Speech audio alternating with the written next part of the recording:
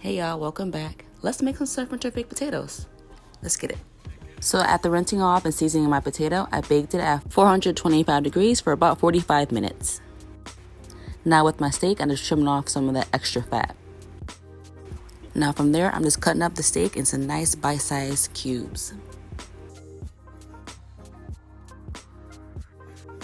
Now with a little bit of oil and a heated pan, we're gonna sear and cook off the steak. Now in a separate pan with oil, I'm frying off my shrimp. When you season your shrimp and you toss it in flour, make sure it's a little bit wet so you can have that batter texture so it can be nice and crispy at the end. Now after washing your hands, we're gonna slice our potatoes in half like this.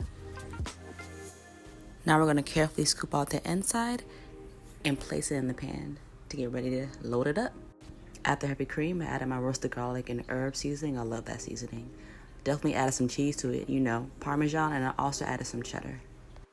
Here comes the fun part. Now we're going to load the mixture back into the potatoes and fill it up to your desire. Make sure it's evenly for each potato. When your meats are done, you're going to get your garnish ready for the final reveal. And voila, there you have it, surf and turf baked potato. All I did for mine was add cheese on the bottom, loaded up my steak and shrimp. I made a garlic aioli, drizzled that on top with some scallions, and there you have it. Let me know what you guys think in the comments, and thank you for adding Marie to your cuisine. Bye!